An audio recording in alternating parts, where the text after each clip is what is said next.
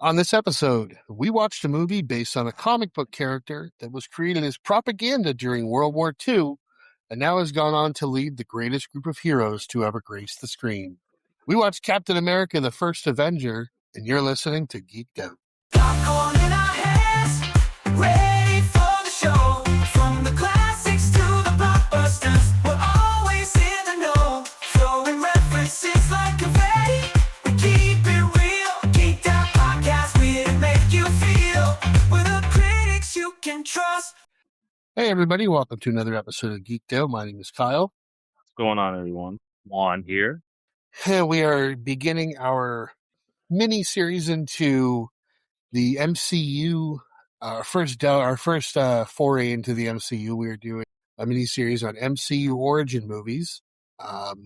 Obviously, this is our first one. We are doing Captain America: The First Avenger. Juan, this was your pick. Before we get off into the movie, what's your history with this? I mean, I know you and I are both big Marvel fans. Yeah, no, my history with this.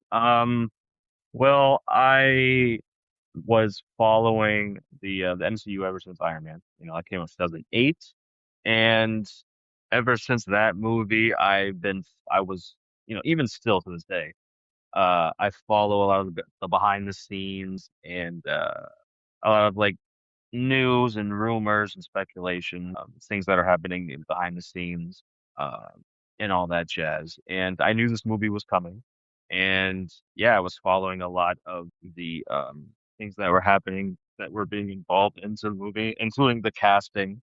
And I remember the backlash that it got when they casted the lead actor there.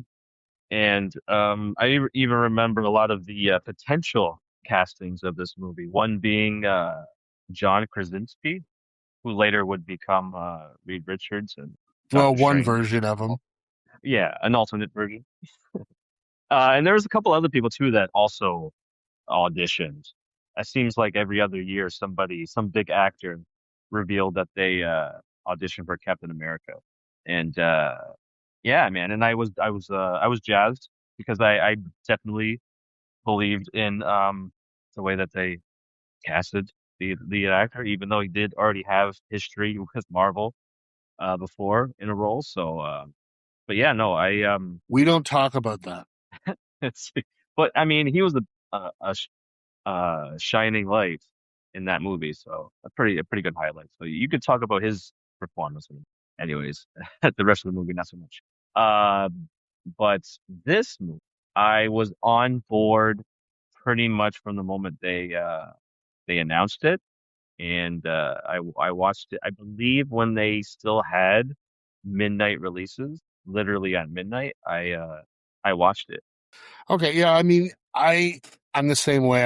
I've been a huge fan of Marvel for as long as I can remember. That being said, though, I will say that much like most Marvel fans, before the MCU kind of got started, I had very little background in terms of Captain America.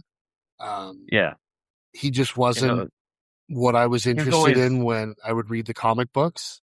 yeah yeah he Um, was always like basically a B a B ranked character on a good day. Um, Honestly, they otherwise B all rated. of the Avengers were in terms of comics when we were growing up. Yeah, I mean, Captain America did have a movie in like the 80s, I believe, or maybe it was the early 90s. It was terrible. It was awful. So he was at least known a little bit, but not enough to gain any popularity. And it was because of this movie, and I honestly believe because of Chris Evans being in that role is elevated Cap status, the Captain America status, the character into an A level character because I mean, he is right up there. He is as a household name as Batman or Superman, which is a big deal. yeah, I mean, I couldn't agree more. Like I say, growing up, I read a lot of Spider-Man, X-Men, like the big ones, the popular ones that all of us read. Hmm. This Captain America, even Iron Man, Thor, any of them. Hulk, I I didn't mean, know Hulk was probably the more. out of the group, yeah. But I mean, like in terms of the entire Avengers team, I knew I knew of them. I kind of knew who they were. I didn't read any of the stuff about them because again, they were never really big, popular characters or publications Yeah. Even within Marvel, they until, weren't up. yeah, until they started the MCU with Iron Man in '08. And I mean, this movie, if I hadn't have looked it up and you asked me which like MCU movie this was, I probably would have said their third one. This was their fifth movie. Like this, when this came out, they had already made two Iron Man movies, the Hulk and Thor, Yeah. And this movie was the movie that led into the big crossover which we get the that's the the following post year. credit. Yeah, Yeah, yeah, yeah. Which I watched. I wanted to make sure they still had that like tease trailer at the end, and it was just like, man, it just brought me back to that time when I first watched it, and I got goosebumps all over. Even though I already know the movie, watching that tease all over again was like, whoa, an I know. experience. I kind of had the same thing. Um, but yeah, it's again what they undertook. Um, Marvel, Kevin Feige, everybody at Marvel Studios, what they undertook in bringing this MCU to life was a massive risk, and it's obviously become a massive payoff. Unfortunately, I'm also of the opinion, as much as I love most of these movies, I feel that these movies are kind of ruining a little bit of Hollywood and the movie industry, but that's for another time.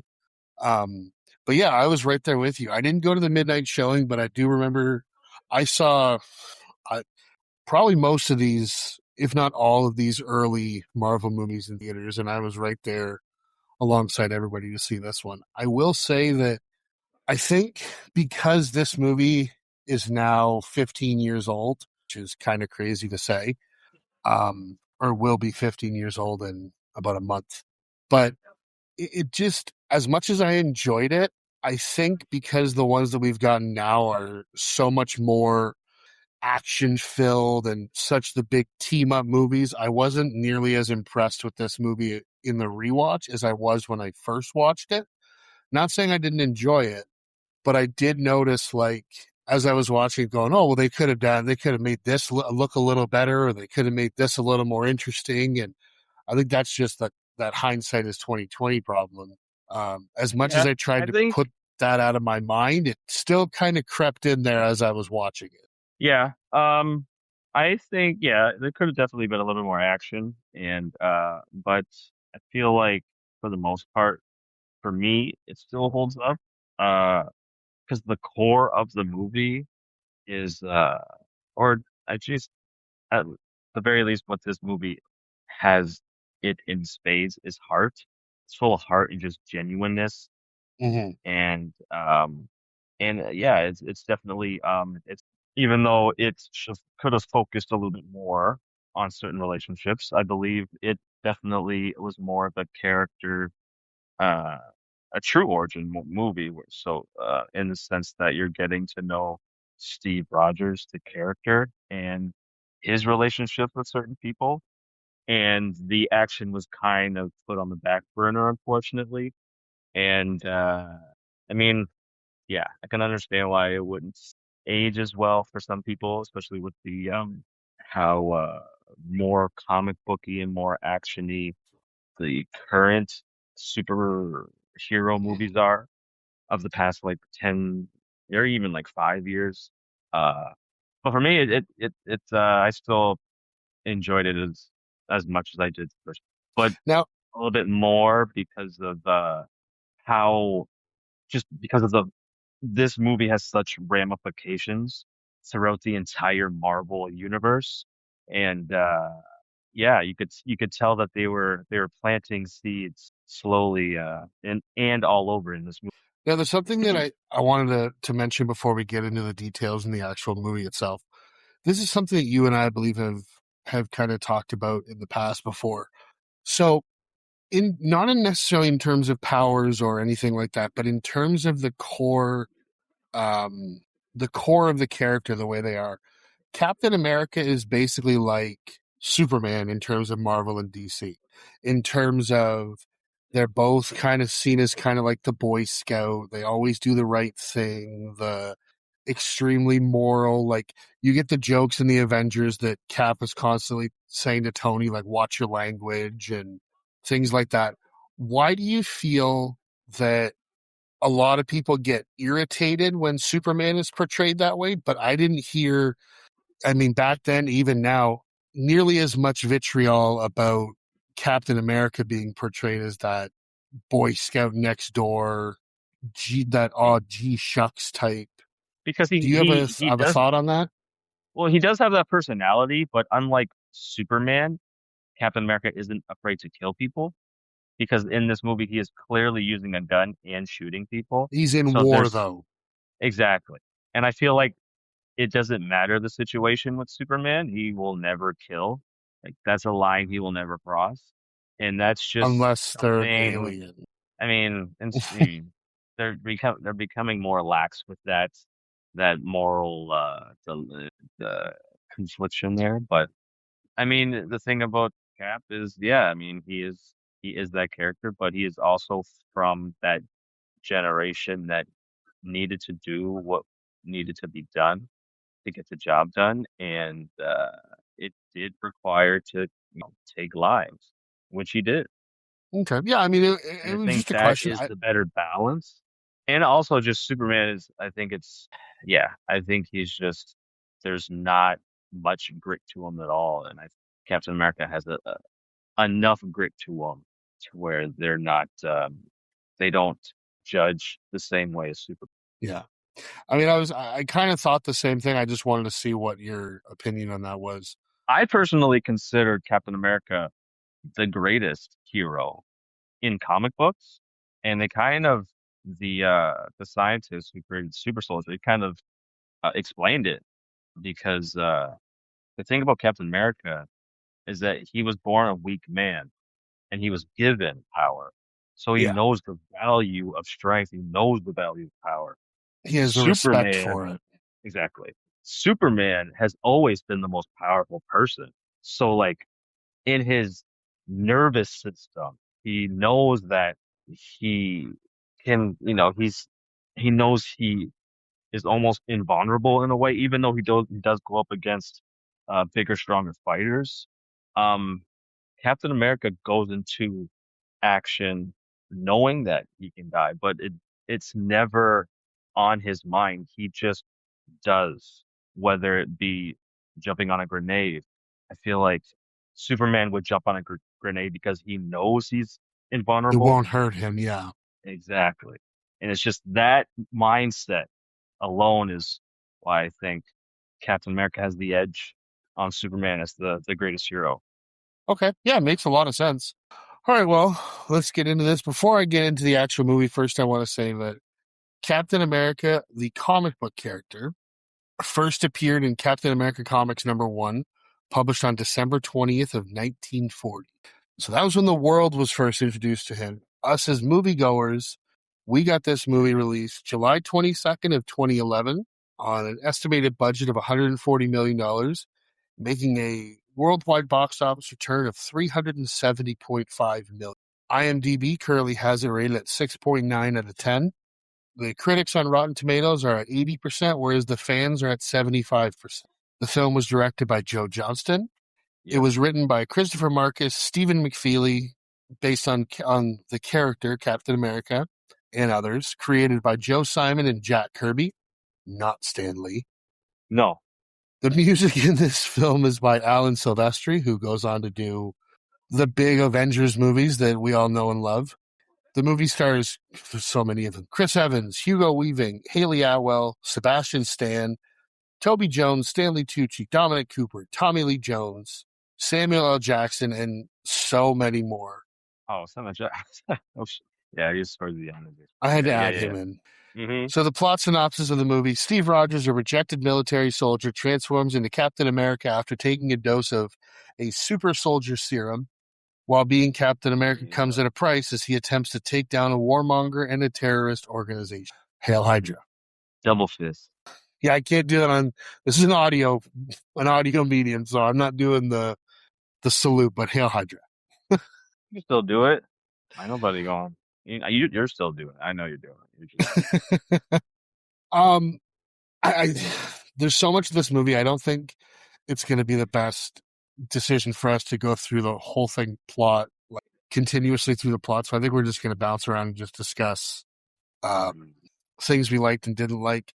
But I will say, that being said, the very beginning of this movie, of all the times that I've seen this, I constantly am going back and forth between whether I like the opening or I dislike it, or if it goes on too long or any of that. Because the opening is when they find him in the ice, and I think it's a good 5-6 minute scene.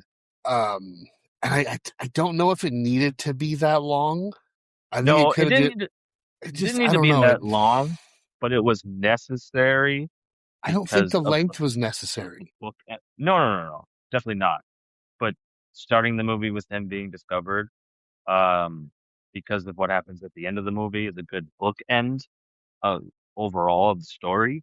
So I understand why they did that. Yeah, no, they could have shaved some time off for sure. Yeah, I don't know. I've always thought about it. And I'm like, you probably could have just done a quick thing of guys arriving and then guys dropping in. They find the shield, call the colonel, and you're out. And you could do it in a good minute. I'm not saying that this movie is too long or anything like that, but I mean, I know it's a big blockbuster type movie, but I mean, it's only 2 hours and 4 minutes. But I think there were some things in here that we could have cut down and kind of condensed a little bit. I don't think all of it was necessarily needed. I think some things could have been edited down, but I think some things definitely needed to be fleshed out. More so, a lot of the characters and a lot of the relationships within the characters. I think this movie didn't do a good job at balancing those things. And um, yeah, I just wish that they dedicated the movie more with I mean, I get it, you have to have action, and they could have been more, but I also wish they would have fleshed out a lot of the relationships with the characters because one of the things that I enjoy the most in the movie is the chemistry between Steve and Peggy, and also Steve and Bucky. And I feel like we got enough of the Steve and Bucky relationship to have enough emotional weight for when, there's a scene where, something happens to Bucky. I feel like there was enough there, and I just didn't feel like there was enough with Peggy and Steve, and also Steve with uh, Red Skull, and also Steve with the Howling Commandos, because those are all things that are very important to Captain America, Mhm. and they just didn't let us understand why they are important as much. I mean, Yeah, Peggy a little bit, but I just wish there would have been more emotional impact if we had a little bit more time spent with them because of what happens towards the end of.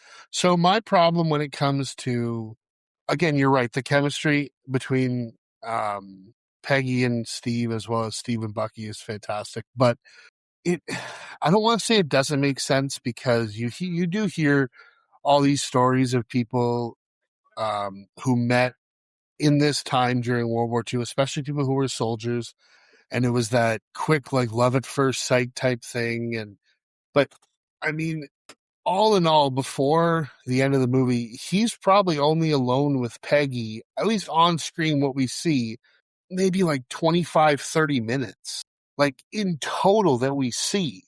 And it's like the two of them are like, I've met my soulmate. I've met, like, I've barely spoken to this person and I'm in love with them. And it just, you're right. I think it could have been a little bit more fleshed out. Um, I mean, you the, but do believe that they do love each other. You do believe like there are feelings and stuff, but I think a lot of that is not written in the dialogue. It's just the subtle ways that they're looking at each other and the and the body body language. language. Yeah. It's just, again, we didn't have enough time to sit and marinate on that. Really. But So I you, understand. Peggy fell in love with Steve before he uh went through the transformation. She was kind of feeling skinny Steve. And again, they didn't point fingers at it or highlight it, but if you pay attention, that's where it started. yeah, But because again, she saw him for who they he didn't really make it clear. is. Yeah. Because even the scene when So obviously the basis of this movie is he's this little teeny tiny guy, and I think the effect still holds up for the most part. it does and it doesn't. I mean, there Certain are angles of the face, yes, but I think 85% of the time it worked, and then that other 50% was there like, are parts where he kind of looks 50. like a Pez dispenser, A where his little, because head you know looks it's not his gigantic. chin. Yeah, because it's like the effect was great because they did it, they layered, they used a double, Yeah, then they shot the same scenes with actual Chris Evans and then they mapped it over. I think it's great. Yes, but again, yeah, there's certain scenes where you could tell it's the other actor's chin, but it's Chris Evans' face, yeah. and his face and his chin is not, and it's just that uncanny valley. It takes you out of it a little bit, but I mean, it's 15 years old. Some things aren't gonna hold up, especially that kind of effect. It And wasn't, even you have then to it wasn't really be done well looking whenever for they it. did something. Yeah, You really have to be looking for it there's to there's only notice it one too. or two moments where it's kind of in your face how like jarring it looks, but again, it doesn't take you out of it at all. Yeah, and even when they're driving around and he's with her, like, and he's just going, "Oh, I got beat up behind that alley, right? And I got beat up behind that building, and I got beat up behind it." And I get that and that he's been rejected how many times because he keeps giving a fake name and whatnot to try and get into the army, and they just keep hammering home, like, yeah, he's someone, he says he doesn't like bullies, but I think they almost went a little too far in terms of, like, he's the little guy who gets picked on. And I don't know. I think it's because when I was watching it, I was like, okay, yeah, you're a little guy, you want to do good for your country and go over and fight. Let's kind of get the ball rolling here. Like, Yeah, yeah. I mean, they were just trying to build that character, let you know exactly who he is and what he stands for. Uh, Again, yeah, they could have cut a little bit of that time because there's a moment, my favorite moment of the movie that encapsulates everything what? about the Why don't Steve we do that? Rogers as a character. I would say, why don't we do that And now? yeah, you could have done that without doing a whole lot of character building in the beginning. You could Well, they did it what, they did it in 2 seconds. what I was gonna do is, or what I was gonna say is, you and I, we had discussed maybe doing some of these different categories for us to talk about. Why don't we get into the first one, which is going to be what we consider our best or favorite moment of the movie. We're going to call it scene obsession.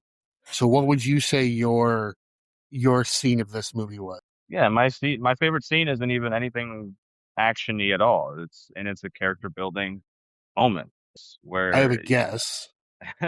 they're basic training, and I think it's Tommy Lee Jones. He throws a grenade, Yep. and everybody, all the candidates for the Super Soldiers program, they all scatter and run. And without hesitation, Steve Rogers jumps on the grenade. He doesn't know that it's a dummy grenade. In that moment, he was ready to die for the sake of everyone else's protection. And that moment there shows you exactly to his core Steve Rogers is.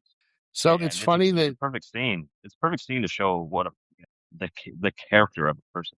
so I'll get to mine in just a second, but first I want to talk about that one for a minute. When you were talking about the difference between Captain America and Superman, and you said that Captain America is, in this movie in particular, is so full of heart. I think that scene when he does dive on that grenade really encapsulates it, because what's going on is Erskine and Tommy Lee Jones are discussing who is going to be the one to take this serum, and Erskine keeps saying Steve's the only choice. And Tommy Lee Jones wants this other Hodge, I believe his name is, just this big, broad shouldered, brute looking soldier. And he says he's exactly what you want in a soldier, and yada, yada, yada. And Erskine says, like, I'm not looking for the physical. And Tommy Lee Jones throws the dummy grenade, expecting Hodge to do something about it. Meanwhile, he's one of the first ones who dives out of the way, and Steve jumps on it and starts yelling, "Everybody get away." And then I love when he just sits up and just goes, "Was this a test?" Yeah, yeah. I think it's an ongoing joke at that point because he said it before.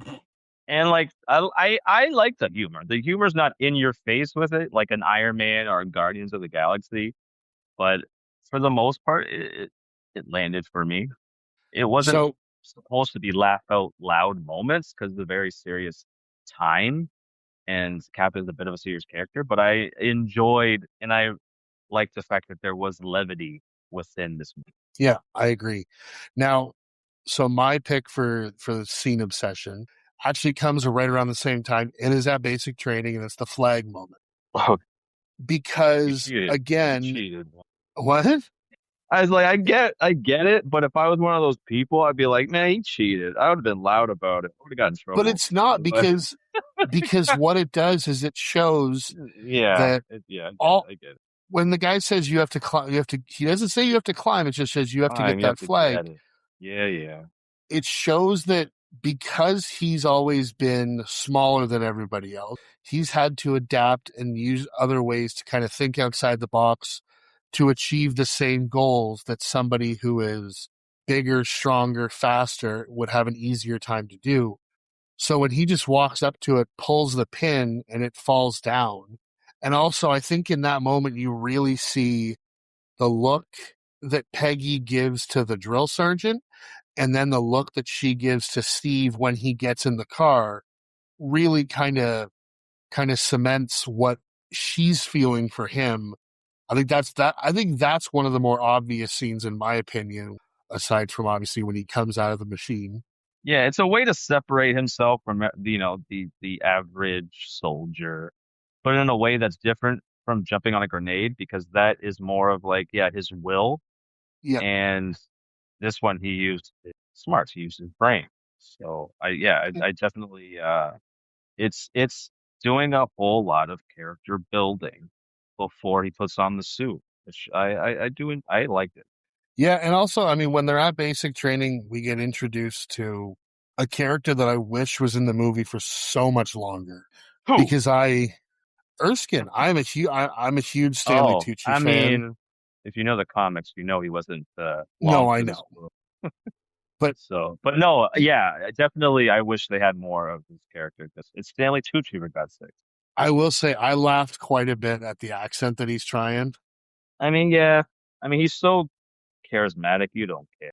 And the thing about him, he doesn't have much screen time, but He owns it when he does. he's got quite a few lines that have been etched in my brain like forever.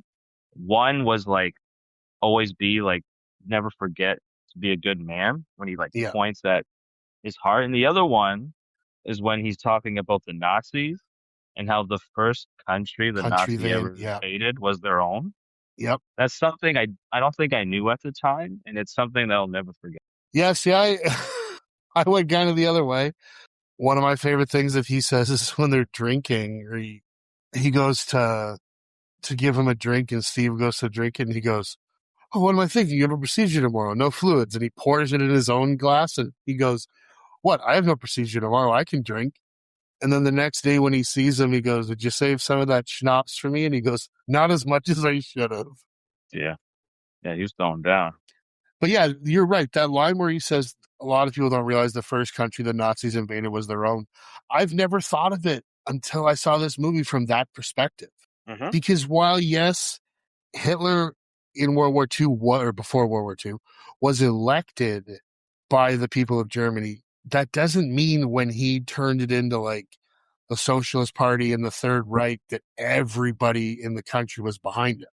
But once he was in power, you had to be behind him or you were in a lot of trouble. Yeah, they don't tell you a whole lot about that part of history. They just say, yeah, and now the Germany's the bad guy. So, Exactly. and I appreciate that they had that line in there because it is a fact, and it just shows you that how just how evil that side is, and to go against your own people, it just yeah, it Mm, solidifies that they are the bad guy. yeah. I also want to ask, how is it that in all the years he's been acting, Tommy Lee Jones hasn't played a military commander at least 50 different times.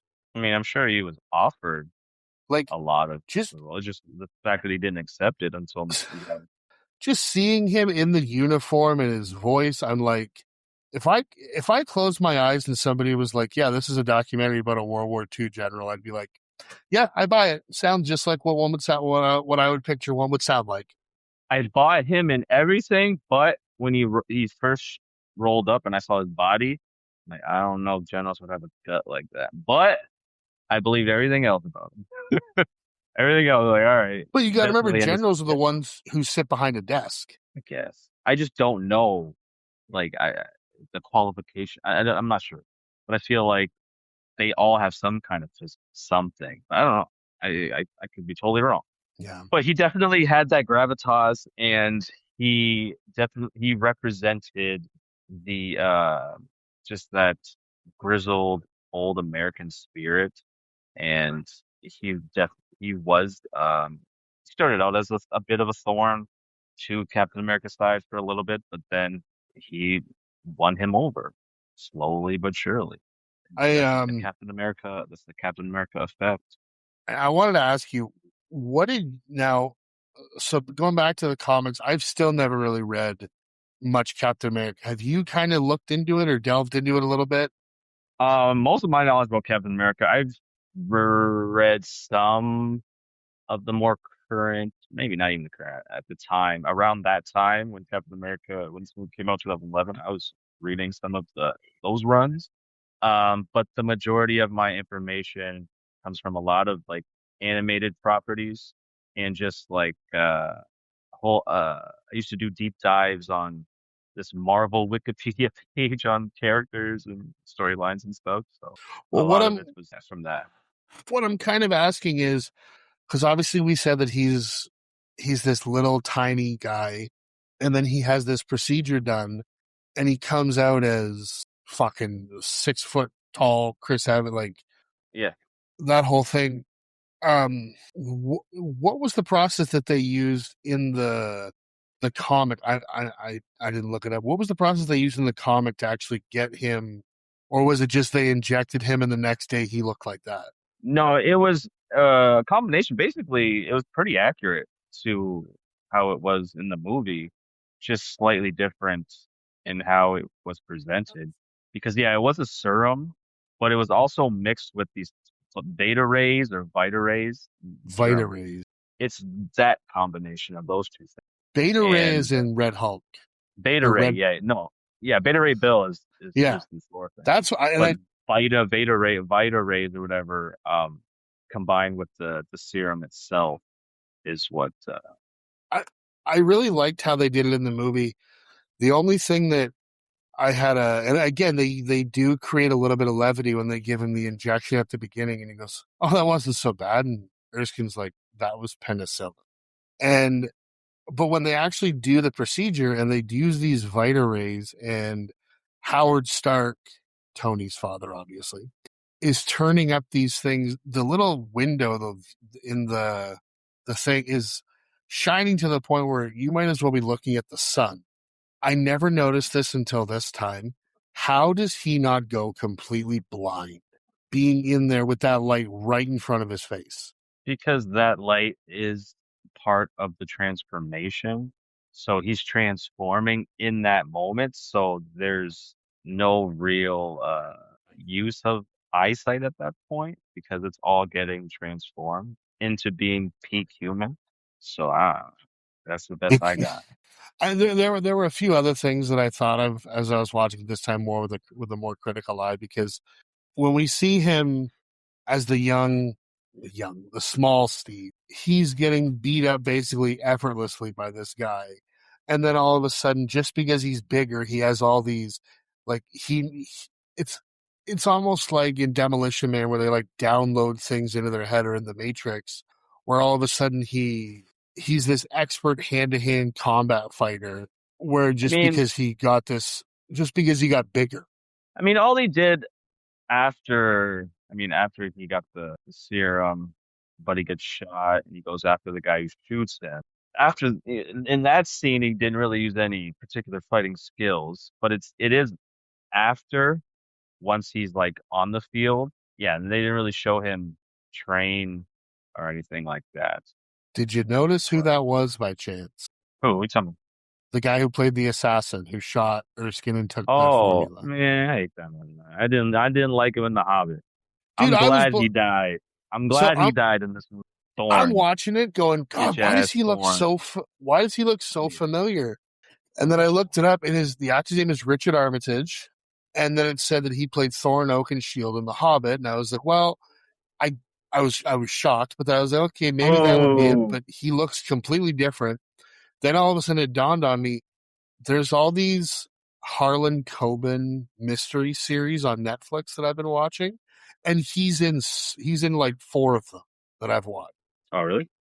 And I'm like, God, why does he look so fucking familiar? And then I pulled it up and I went, well, that's why, because I've seen his face in all of these different miniseries shows. Yeah, I recently watched the Hobbit trilogy, so it was fresh in my brain. I still like the first one. They're all decent. They're all good, decent movies. It's just They don't it's live a up to, decent trilogy.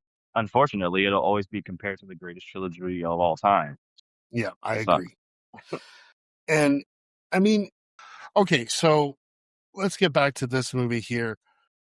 So let's put yourself, if you were in his shoes, Steve's shoes, how would you feel about going through this What transformation? sh what shoes are we talking? Are we talking just regular standard issue boots or the prosthetic giant feet shoes that he wore when he was Oh, when Steve? he was running? No. Oh, okay. Yeah, No, but because if if you watch the behind the scenes of the making of a movie, he has these giant prosthetic like rubber feet yeah, covering these shoes. It's fucking hilarious. Look it up, people, if you haven't seen this. It's funny. yeah, it's pretty funny. But I also did like that they show that when he's running, he doesn't necessarily know how to control the size of his body. Now all of a sudden he goes flying through that Or window. even yeah, or his But speed in general. Because he's going quick. He's running. is he He's ever? running. But it's okay, let's say you were him and you go from this Oh shit. Yeah. tiny little thing to this big super soldier, and then all of a sudden Yeah. you're like, his dream has been to go fight for his country and actually contribute to the war effort, and then all of a sudden you basically he ends up doing the drawing of him as a dancing monkey because Which is that's what they accurate. basically turn him into. I appreciate that because the character Steve Rogers is in fact an artist, and that's a little detail that they added in. That I truly did appreciate. Yeah, his I mean, if I was him, I'd be, it's understandable that he's so demoralized. Like, I got to do this, and it shows him the whole big montage, and then it's everybody's cheering, but then he finally does it in front of the troops, and it's like you really see that what you're doing is fucking nonsense.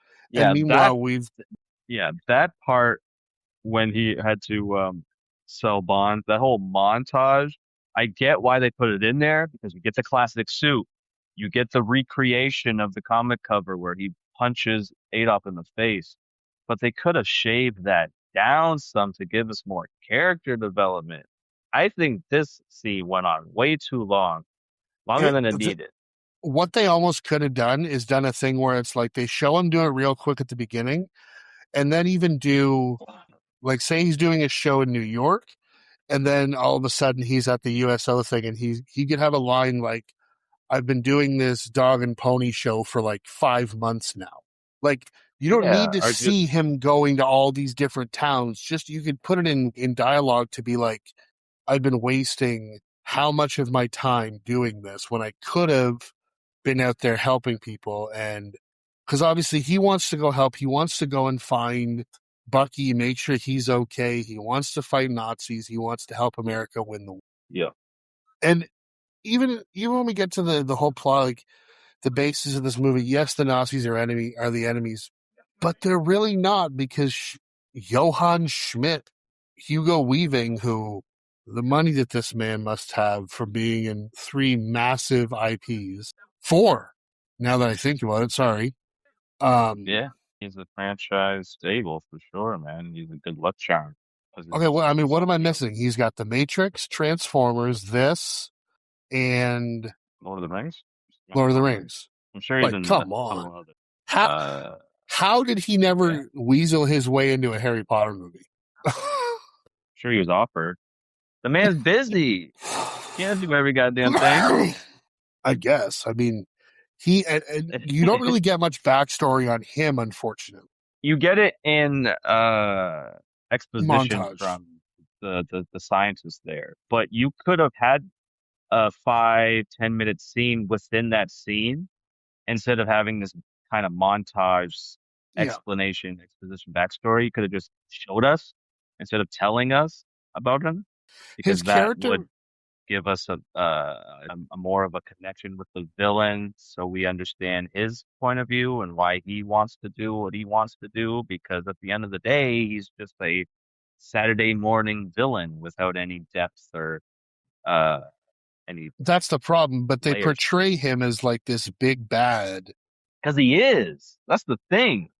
This movie doesn't portray the certain characters the way that they are in the comics, and they don't show us, the audience, how important they are to not only the character Steve Rogers, but the rest of the Marvel universe. Yeah, like I said, they portray him this big bad without any sustenance behind him. Even like when it comes to the point where, so obviously he looks normal, and then at one point Arnim Zola sees him, the real him, and he flips the lights off. And then by the time he has the confrontation with Cap, he just pulls his face off, like his mask off, and he's now Red Skull. It's like, I like that. why? I like that.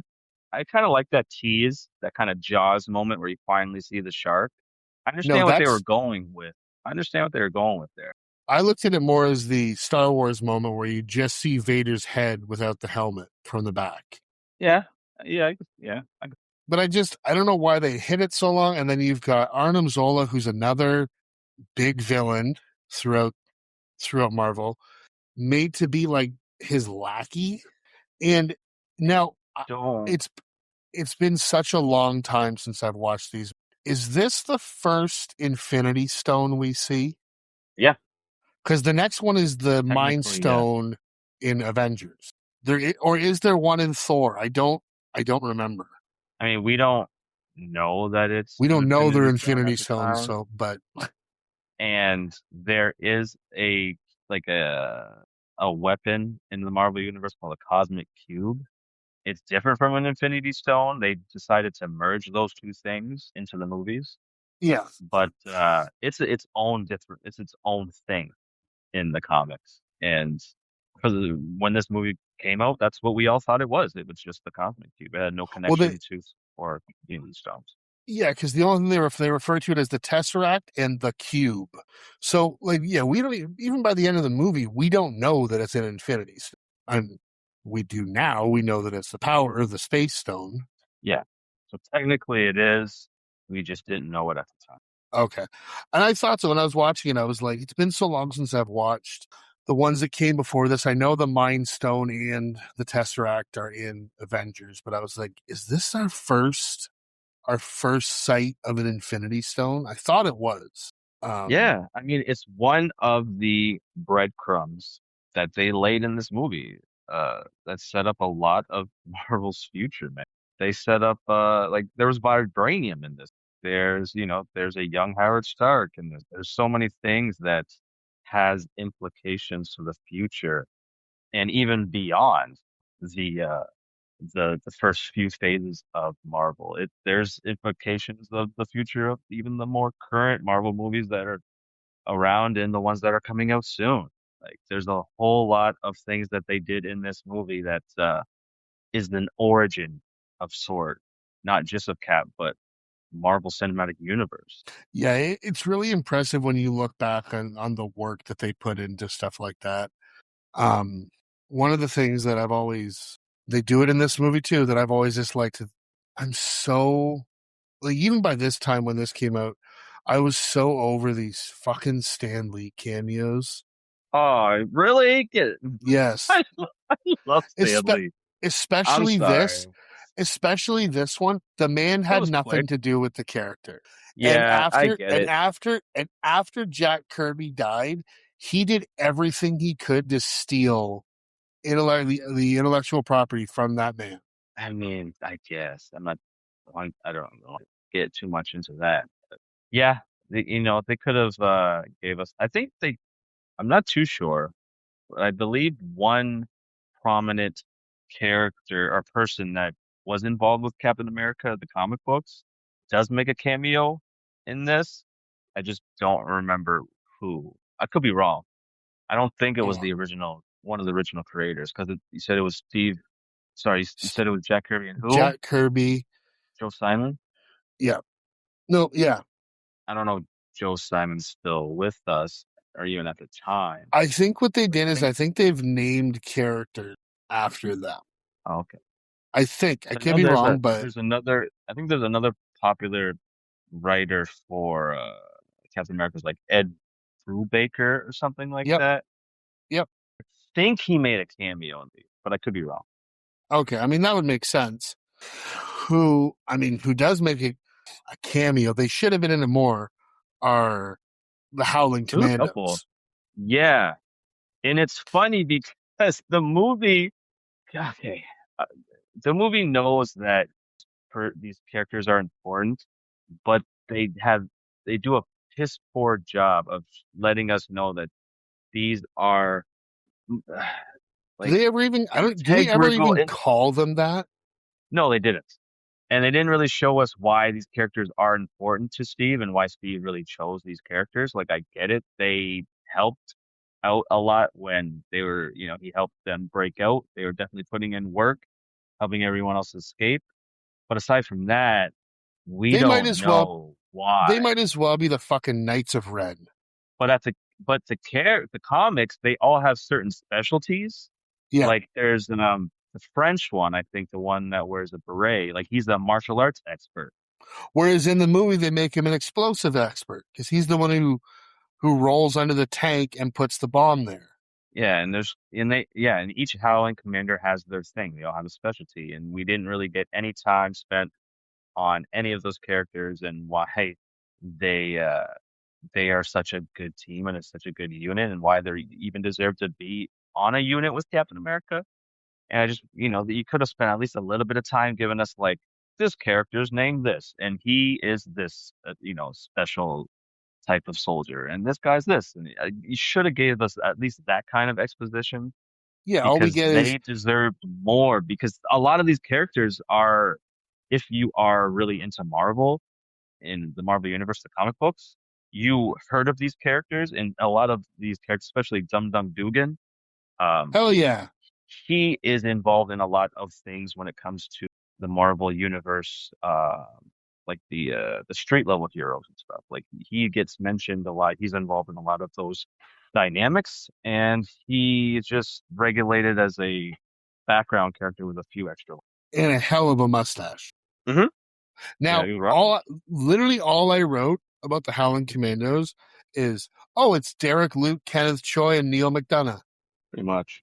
Because that's all it is. Now, that kind of bothers me because I like all three of those actors. Neil McDonough is one of my favorite character actors in anything. I'm always a big fan of when he's in something. And all three of those guys are capable of so much more. The only thing that I know of that they've done with any of these characters is Kenneth Choi, which, if you remember, if you watch Spider-Man. Spider-Man: Homecoming, Mm-hmm. he plays Peter's principal. He plays his own grandfather because there's a Yes, picture of that soldier in his office. exactly. Yeah, he's playing his own fucking grandson, which it's cool. I like that. I like that interconnectivity there. But no, yeah, Yeah. they had so many good actors on that team, and they just didn't have enough time to shine. Even Derek Luke, I think. Yeah. There's a bunch of scenes where he just didn't even say anything. He just looked at the camera. It's like he wasted that character. Well, Personally, I would have chose he would have been a good candidate for Black Panther at the time. But because he's such a good character, I know him from. Sorry, he's such a good actor. I know him from different movies. He had the yeah, but capability, And But the he did fact that Biker he was, Boys, so he loses. yeah, I think that was that's why that's why they cut his lines. I saw that movie and like, Oh, geez, you were in Biker Boys. You're not a serious actor. you're in that movie with fucking Kid Rock. He's a dog. Barked in that movie. No, I'm good. I'm good, bro. Um, but yeah, they could have done so much with those guys. Like, had they cut some other scenes, they could have done more with them, but they basically use them in terms of montage. And even when they go, like when they drop on the big scene on the train, only one of them goes with Bucky and Steve, Yeah, we didn't and cut everybody else to is just left on the them or cliff. exactly. And then when we do cut to one of the characters, he doesn't say anything. He just busts through the window, holds the gun up, but doesn't have a line. Yeah. And like And if he had a very line, underutilized. maybe Bucky would still be alive because Bucky dies, question mark. Mm, I mean, that's a canon event, sir. It has to happen. There's I nothing that could have, know, and but yeah. And it it's at this point, it's when Captain America puts on the suit. I think the movie is paced pretty well up until he puts on the Captain America suit. Because as soon as he puts on that Captain America suit, is like the movie has to remind itself. It's like, oh shit, this is a fucking Captain America movie. We have to get this motherfucker doing Captain America stuff. yeah. Enter the montage moments where he's doing Captain America shit, but very at a very quick pace. Yeah, because they have to get the whole first half of the movie is like you said, it's more of a character study. And then once he not the first one, but once he gets in like the combat Captain America suit, it's like, well, now we've got to get him out there Yeah, it's like blowing bah, up bah, bah, bah, bah. facilities and throwing the Just to shield set it up. around, and which Mhm. I love the idea of the shield, but I also think it's kind of funny that because it's a comic book, we have thrown the laws of physics right out the window. Anytime I that mean, shield comes into play, it's because the Met. I mean, they didn't really explain the metal. It's a lot of, but they did say that it does but the absorb metal can't think for vibration. itself. No, that part no, and it does get addressed in Civil War, so at least they're aware. And thank But it's a God, comic book at the same time, so there's got to be some things you have to suspend your disbelief. yeah, I Captain completely agree. America Shield is one of them. He gets away But with it thank because he's God such a noble person. that they let him keep that prototype shield, even though that Howard Stark says it's the rarest metal on Earth and that's all we have of it. But you can have it because those other shields that he showed him, those prototypes, They were ugly they as looked fuck. like ugly, heavy, cumbersome, like riot shield. They look Yeah, terrible. and I do appreciate that they foreshadowed the fact that his shield, that he was going to have a shield, and the fact that the shield had a star in it. Because if you paid attention, when he is going after the fucking Dwarf King, he he's rolls over a cab, and there's a uh the cab doors thing there that's sitting there, and he Yeah. uses it as a shield to protect the bullets. And the cab is Lucky Star Cab Company. So Well, yeah, that little foreshadow moment there was I like when movies do that. and then they foreshadowed the shape of it when he's fighting the bully behind the Oh movie yeah. theater when he picks up the Yeah. trash can lid and it's round and the guy literally just like hits it out of his hand. Yeah, they do a lot of foreshadowing with the shield, and because Bucky gets a hold of the shield at one point, which is a nod to Uh, the comics. when he as soon as the shield was in his, because that's right before he dies, is in his hand. I was like, yeah, it looks like it belongs in his. I mean, because it's Sebastian Stan. He's got a Who hero was in face. previous episodes, The Covenant? My only question to Disney and the Star Wars franchise was why didn't you cast him as Luke? He is the perfect person What to do you mean play as a Luke? Luke Skywalker. That's because Luke Skywalker is played by Mark Hamill. Oh yeah, but Mark Hamill gave him the blessing, and there is a photo of uh, a young Luke and a young Sebastian Stan, and they gave Sebastian Stan like Luke's hair. They kind of like photoshopped his hair. It looks just like Mark Hamill, Oh, really? like identical. It's scary how much they look alike. And that photo came out like I don't know, maybe 15 years ago, and ever since then, people have been begging Disney and Star Wars to cast him. 'Cause he would have been I guess perfect. I've never noticed that. Look up that picture.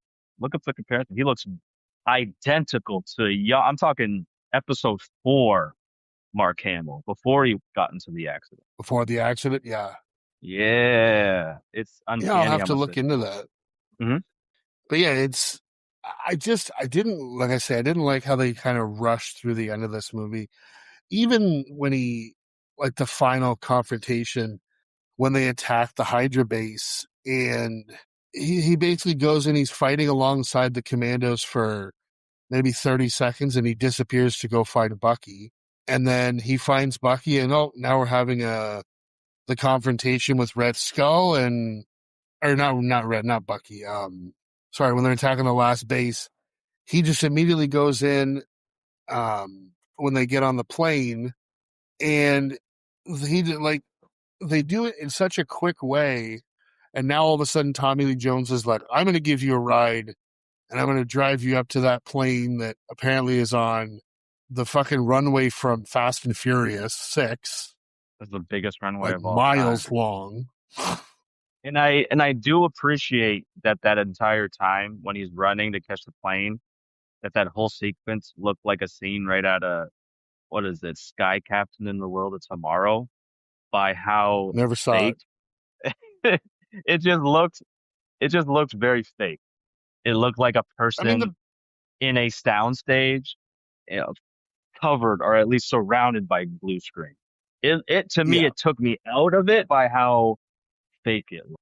And it did remind me of like, yeah, like a Sky Captain or like a like Sin City, because it's a real person, but everything else is CG background in it. It was jarring for me. and I mean, even Okay. when when he finally gets on the plane and he's fighting Red Skull, it's I don't want to use the term anticlimactic, but it just, again, they do it so quickly.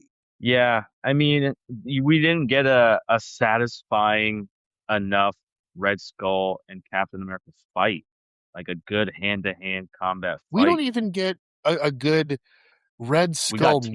mission. No, like We got like a false pick a little bit, we don't even get a good Red Skull, like, here's my master plan. All we know is he's using the Tesseract to power things, but he never really goes into detail of what I'm going to do with these. or He's why just he making wants to do them weapons. particularly, and yeah, and what's his deal with Captain America? Because he does have an obsession with Captain America in the comics, much like any other supervillain does with their I think it's nemesis. just But because he doesn't he really, thinks he should be the only super soldier. yeah. And I wish he would have leaned in a little bit that more, like show us that obsession a little bit more, and just give us more, so there's more to grab onto with this character because he is a great villain and is played by a great actor that could, you know, portray him in a way that was more iconic and more talked about and remembered throughout the years after, um, with the all the other phases that we've gone since. I mean, Red But Skull is barely talked about. what's Red Skull remembered as now? He's only remembered because of the goddamn scene from Endgame, really. Yeah, he's remembered because he's on Vormir guarding the Soul Stone. And That's it. also, that's not even Hugo Weaving. No, but he does do a good impression of. He does do a very good job. But yeah, Hugo Weaving wouldn't even come back because he didn't want to do the makeup again. Yeah, I get it. Especially at that time, I think it was what, 8 years after, almost 10. So he's a little bit older, and there's no way he could. But I Yeah. wish they would have convinced him. I wish they would have convinced him. But now when they have their fight and Red Skull, quote unquote, dies, he grasps the Tesseract, which I'm pretty sure he's had in his hand before and it didn't behave this way. So I don't know why, but I don't think he presumably, touched it with his hand. didn't Do he? not think he held it in his hand. No, no, no. I thought he took it out of the box and put it in the little contraption. Because they even made a note in other Marvel movies, like you can't touch an. But it's It's over because it's with. encased in the cube, so I thought he could. That's true. Yeah, that's true. But I think Because it I thought he also, grabbed it and put it in the mechanism when he took it out of the box the first time. I could be wrong, but but I think it was after he held it, like before he held it, didn't it get infected by the machine and he took it out and he was holding it and then it Yeah, was still maybe. affected by it. And the nature of the actual Infinity Stone that it is, because I believe it's the Space Stone, It is. it's it just activated on its own. I think it has like an automatic an auto feature. And it recognizes being held, it's gonna be used. And presumably this is the moment that he gets sent via the space zone to Vormir. But we don't know that at the time. We just thought he died. Yeah. I But mean, I always thought that not it's because the people that got hit with the Tesseract energy, they don't look like they died. It literally does look like they were transported to a different place. Mhm. Yeah, Even it's a then, little I weird. felt like I felt like that then, and Well, it that's what the makes space sense. stone does. It allows you to transport yourself across, like teleport, basically. Exactly. But yeah, and then I love the whole thing that's the whole MacGuffin of the movie. And as soon as he drops it, it just like melts through the floor and Cap's like, well, that's taken care of. Let's go check of the controls of the plane. Well, he looks at it like, I will see you in the Avengers. And we ain't got time for that. But I'll see you soon. Next time, Now, baby. yeah, he gives the Terrence Howard. Now, I do have a question about this. And this has kind of bothered me for a little while. So he gets to the controls of the plane. Oh, you're gonna And do the Don Cheadle thing, aren't you? what Don Cheadle thing? Don Cheadle, he proposed a question to Cap, and it does Cap had no answer because the writers had no answer for for that question. And is the question, why couldn't he fucking turn the plane around? Or why couldn't he? No, Don Cheadle is why couldn't he jump just before the plane crashed? I believe Yeah. so. I believe that's and But okay, Cap didn't even respond. He had nothing. They just cut right to a different scene it was like the because yeah, Armageddon. there's no real reason why he couldn't have done something like It's like the Armageddon Michael Bay Ben Affleck. Shut up, Ben. that. Mm-hmm. But okay, Because movie. That's why. so he gets behind the controls of this plane. He sees where it's heading to New York. Now it's heading to New York, basically across the Arctic Circle. And he gets on the radio with Peggy, and she says, "Turn the plane around, or do this, or do that." And he says, "Nope, can't do that." As if it's like stuck in um autopilot or something like that. It's definitely But then stuck in something. but it's not, because he literally takes the controls and And nosedives it nosedive. so he can physically control Maybe it. Why couldn't he just turn the thing and go back? Or like she said, we'll get Howard, who's the greatest engineer history's ever known, and we'll have him talk you through it and how to land it and so on and so forth. I have a lot of issues with the way this whole thing ends. Like, so there's that aspect, number one. When he finally does crash it, how does he get, does he get frozen instantly? Because I'm pretty sure that if I just went to the Arctic right now and laid down and froze, I would freeze to death. You couldn't find me 70 years from now, defrost me, and I'd be still alive. but see, you don't have super soldier serum in you, That so doesn't matter. it doesn't it affects you a different way. You And know what I'm saying? my two last things are, we see it in the later movies, but he put it on the control panel as he's flying. How in God's name did this fucking compass with Peggy's picture survive this crash? And survive it to the point where it still somehow ended up back in his pocket and he got it back. Well, like after the movie, like Yeah, because he has it in later movies. I don't know. Maybe you got another one. You got another one. All right, I got one more. One of the final scenes is you see Dominic Cooper, Howard Stark, on the ship, and they have found, using a robot or whatever, the Tesseract at the bottom of the Arctic. And he says to them, "I want you to keep searching the next grid." And they say, "Well, sir, the power signature ends here." Clearly, he's wanting to look for Captain America. They are going in the right direction. Why did they stop at just the next, quote unquote, the next grid?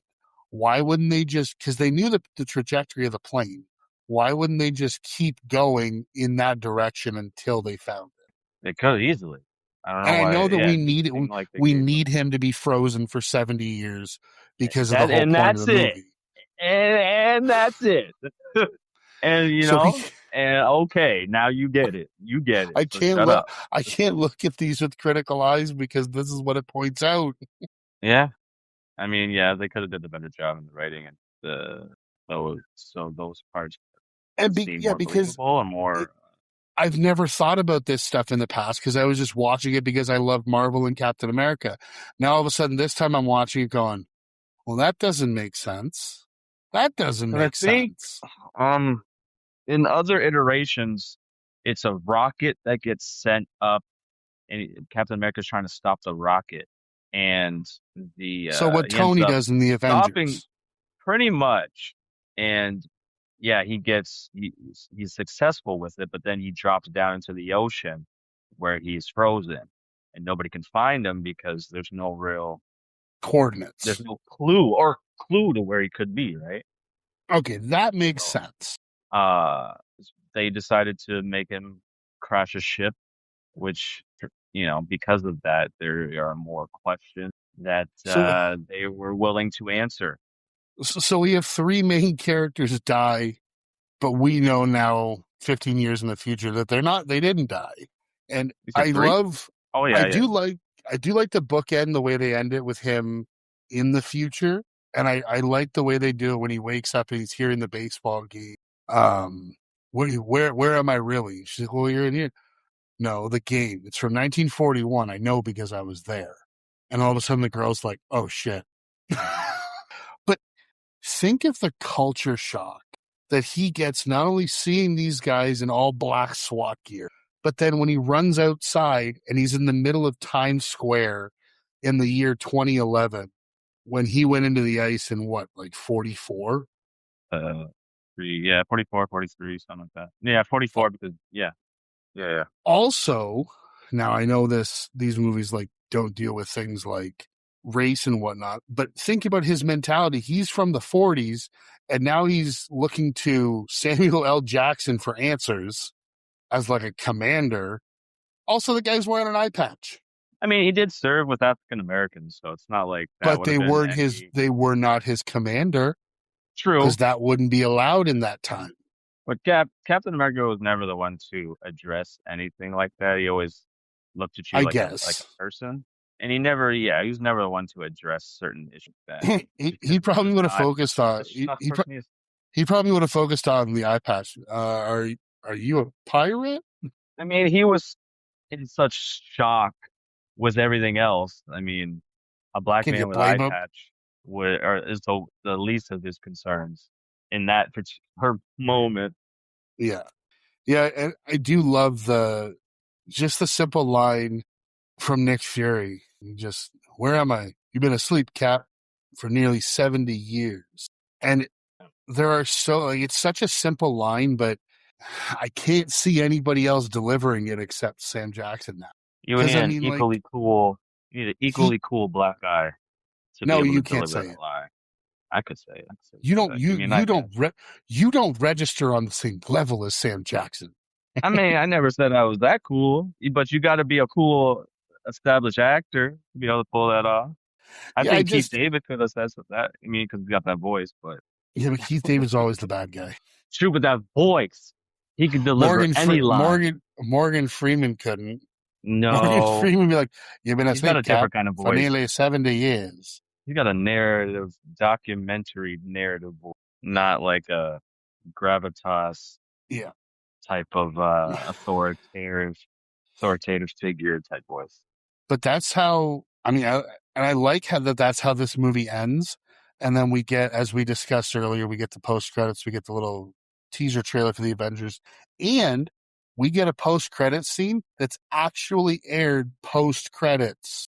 Because nowadays there's like the The mid beginning credits. credits, the mid credits, then the post credits scene. And I Well, they can't do tell an you, they do an immediately after the credits, they do a mid credits, and then they do an after credits scene, basically. Yeah, and I can't tell you how many movies that I've been to just because of what Marvel has done with that, where I'm like, I gotta wait till the end because I don't know if something's gonna happen. I mean, yeah, they revolutionized the after credits scene, even though there were a lot of epic after credit scenes before the MC. It was after Iron Man. It was that after credit scene that just sparked a revolution that is still to this day practiced amongst big franchise movies. Is that Yeah, after credit scene? You're not a big franchise movie if you don't have an after credit scene in your movie. Period. but I will say if I'm going to see a movie and I wait till the end of the credits and there's no scene, I get upset because then I'm like, I just wasted 10 minutes. Well, yeah, I always check now. I always check. See, I'm not I smart enough to check. do that.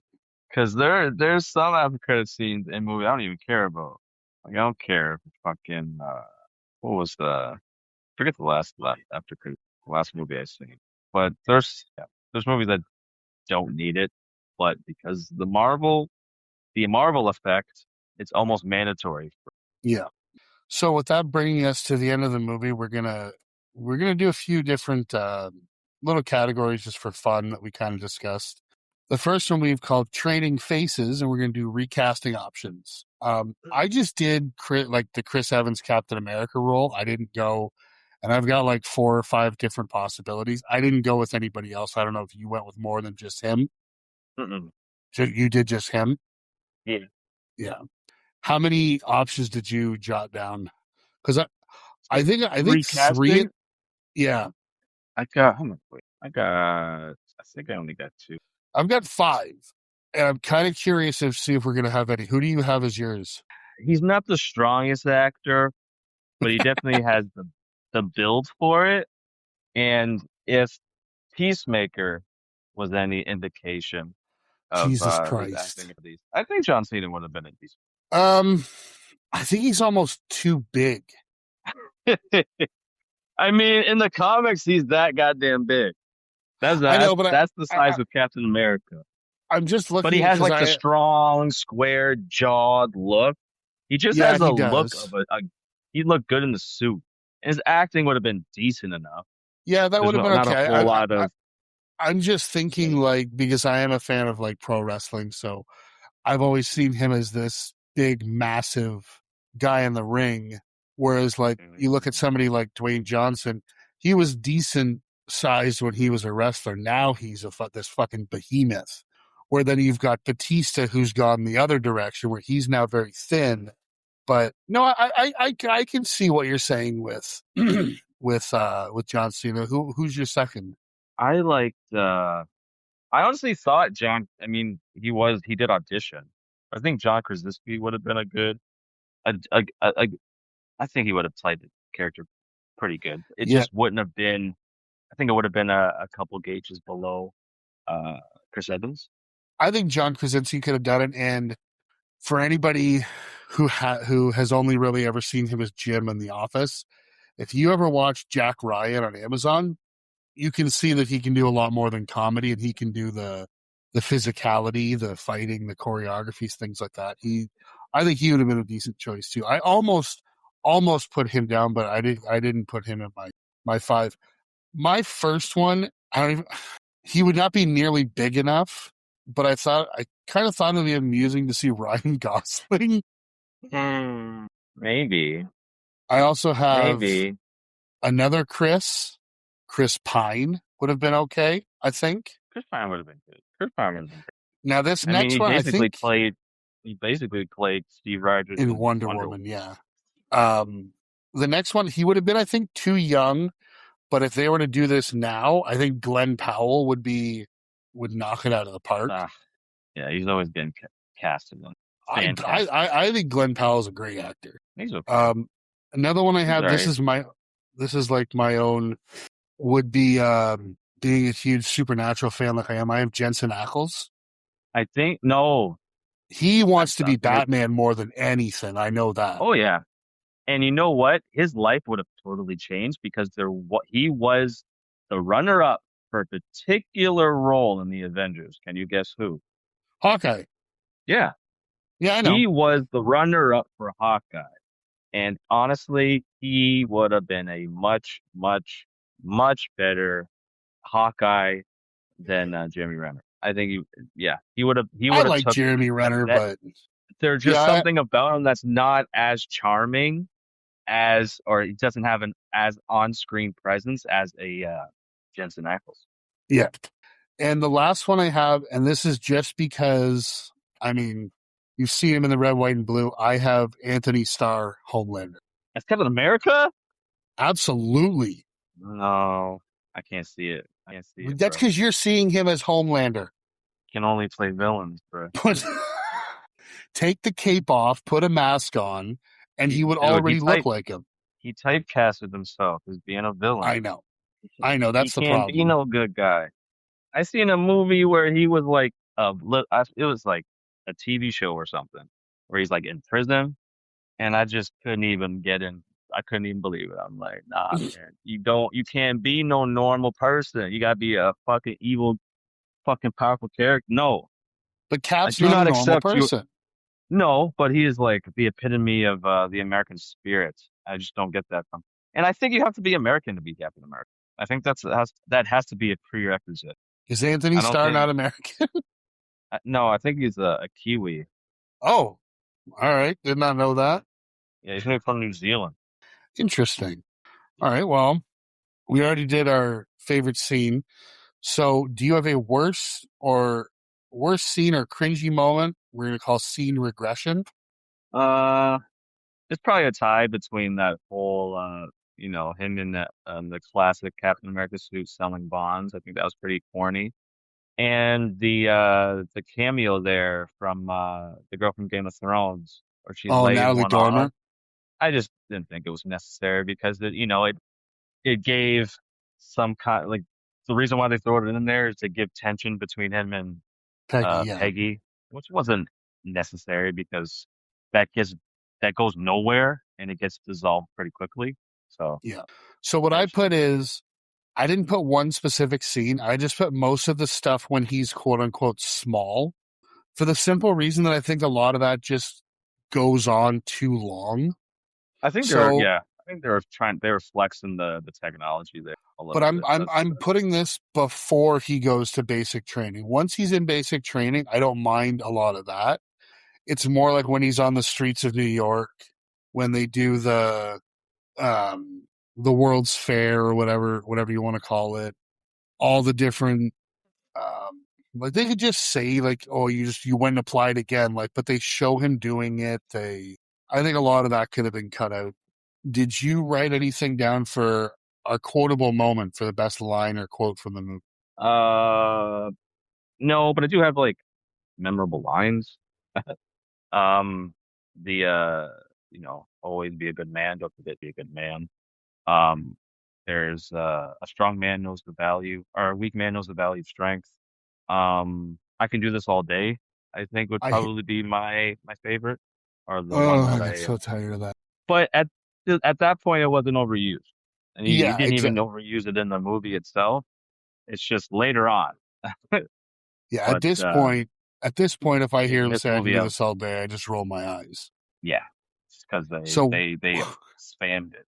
the one I So the one I put was right after he breaks the Howling Commandos and all the rest of the 107th out of the cells. And the one guy goes, "Do you know what you're doing?" And he goes, "Yeah, I've knocked out Adolf Hitler over 200 times." that's just a Chris Evans, the actor, type of humor line. I thought that was great because it's as soon as he says it, they all have a look on their face like, "The fuck did you just say?" Yeah, like this guy's crazy. I mean, I think for standout performance, I think it's obvious it's Chris Evans. I mean, before this movie, Uh, you think it's I mean, somebody else.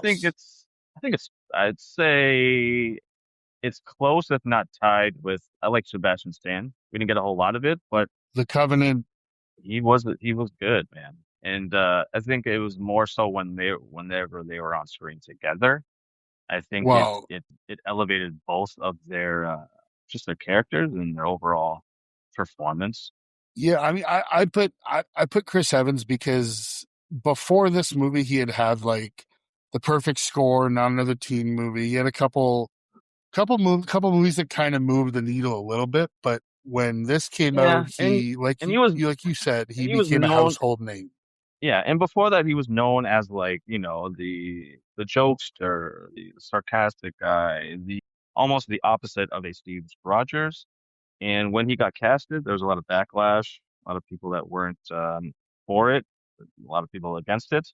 And once, I don't know if it was the trailer that shut people up, and if that didn't shut them up, it was definitely the premiere of this movie because I don't think I think even though I don't think he was the perfect choice, I don't think there is the perfect choice when it comes to an actor or at least an acting a casting choice, except for Professor X, in my opinion. Heath Ledger. But he definitely is a perfect choice. See, yeah, that's the thing. Heath Ledger was a perfect Joker. I don't think he's the perfect Joker because there's so many different sides Yeah, I to guess. Joker.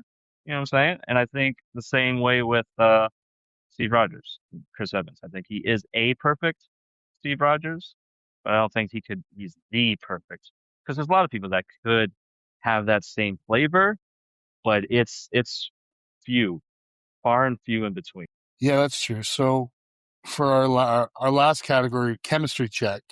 The chemistry of the on-screen characters. I just have that Steve and Peggy had great chemistry. Steve and Bucky had fucking off the charts chemistry. Yeah, they had such Like, chemistry that people were like shipping those absolutely, two. dude. They were, There were moments in this movie I was like, dude, just fucking kiss him. Like, you I guys are mean, leaning into yeah. it so hard. Just go for it. I mean, they're just really they've known each other. You you feel that and it's believable that they have known each other basically their whole lives, and they have a genuine love for each other. That's Yeah, rare between two men. especially in the 40s. Mm, yeah. But yeah, it's even like they've got like their little inside jokes or like their little quips they say to each other. Oh, don't do anything stupid. How can I? You're taking all the stupid with you. It's like that's something it's like they say to each other on a regular basis. Hmm. Yeah, absolutely.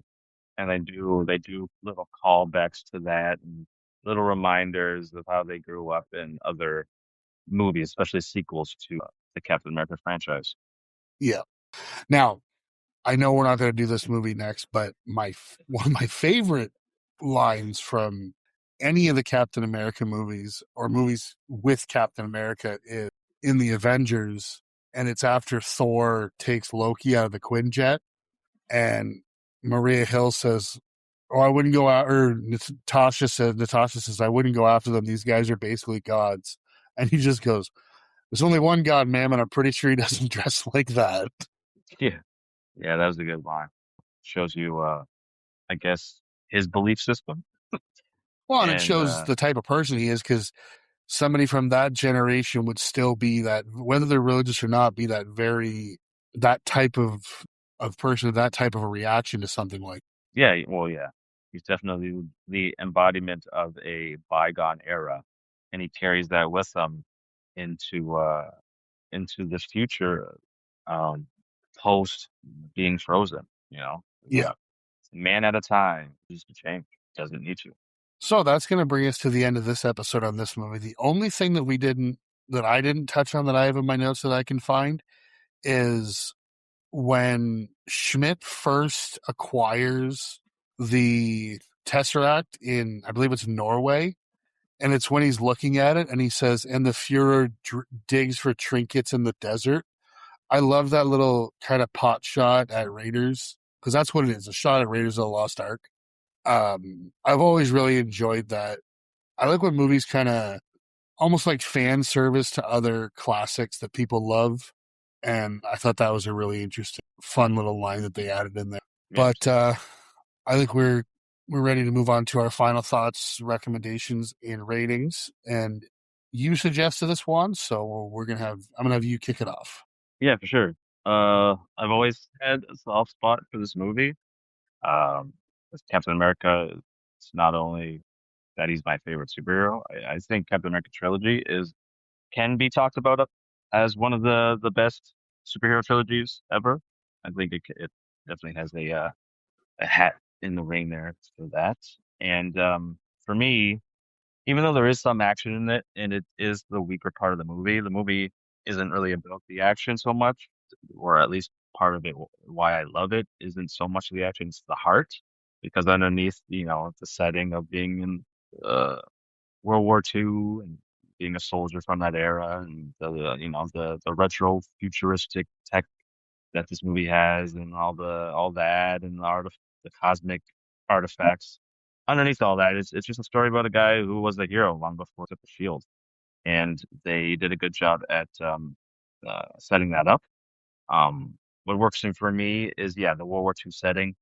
I really like how whenever they showed you the the streets at that time, especially in New York, it had a bit of a like a brown hue filter. It reminded me of like The Godfather. Um, I just every time I see that, it instantly brings me back to those classic movies. Um, the casting I think works brilliantly.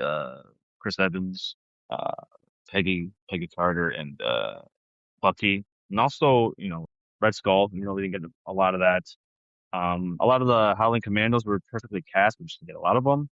And Tommy Lee Jones was great. The actor that played Stark. Yeah, every cast was good, and it's definitely a positive for the movie. The chemistry between Steve and Peggy, I think was fantastic.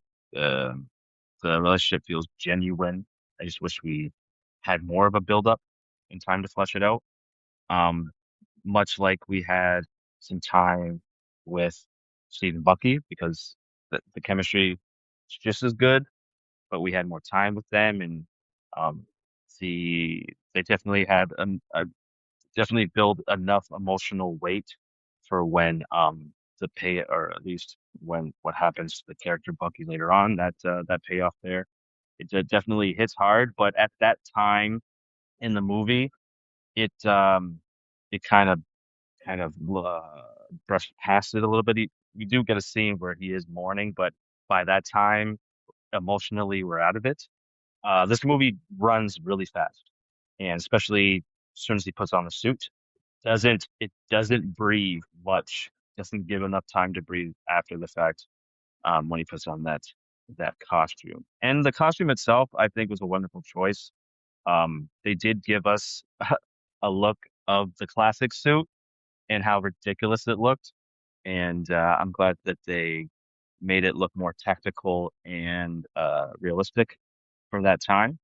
I wish they would have kept that suit throughout the rest of the movies, to be honest. I think it's one of the more perfect suits. Some things I wish they would have done better is a lot of characters deserve more, to be honest. Howling Commandos, because they are important to the character, but the movie doesn't really show you how important they really are. The same with Red Skull. I mean, he is the Joker to Steve Rogers' Batman, and uh, there just wasn't enough build up for that character. And it's at the end of the day, even though he's a good character, a good actor, a lot of it seemed lackluster, especially towards the final act of the movie with the confrontation. Um, but overall, I think this movie is fantastic. It definitely has flaws, but overall, I enjoyed it. I love how it lays the groundwork for some of MCU's best stories. My score for this movie, and I recommend this for anyone who loves superhero movies and didn't get a chance to see this or hasn't seen this in a while. I think you could, I think it holds up. If you want to do a rewatch, I think it would be well worth it. My score for this is an 8.5 out of 10. Okay. Yeah, I completely agree with you. I think this movie does really hold up very well. The casting, I don't think there's a single misstep in terms of casting. I thought Chris Evans, Sebastian Stan, Haley Atwell, all the way down to like Toby Jones as Zola, Dominic Cooper as Howard Stark. I think they all did a fantastic job. The chemistry is really there on scene.